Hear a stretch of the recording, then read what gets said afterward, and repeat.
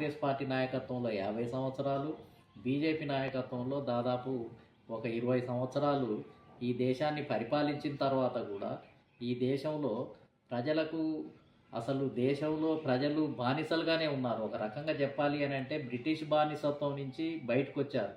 అంటే పరాయిల పరిపాలన నుంచి విముక్తి చెందాము. మనం ఈ దేశానికి స్వాతంత్రం లభించింది. కానీ ఈ దేశంలో ఉన్నటువంటి కొన్ని వర్గాలు, కొన్ని కులాల యొక్క పెత్తనం నుంచి ఈ దేశంలో ఉన్నటువంటి అట్టడుగున ఉన్నటువంటి కులాలు, వర్గాలు, అదేవిధంగా బడుగు బలహీన వర్గాలు, మహిళలు, అదేవిధంగా ముస్లిం సమాజము, బీసీ సమాజము, ఎస్సీ ఎస్టీ సమాజము విముక్తి కాలేదు.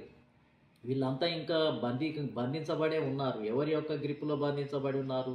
ఈ దేశంలో ఉన్నటువంటి బలవంతులు ఎవరైతే ఉన్నారో, రాజకీయ పార్టీలను నడిపిస్తున్నారో, కాంగ్రెస్ పార్టీని నడిపించే బలమైనటువంటి బ్రాహ్మణికల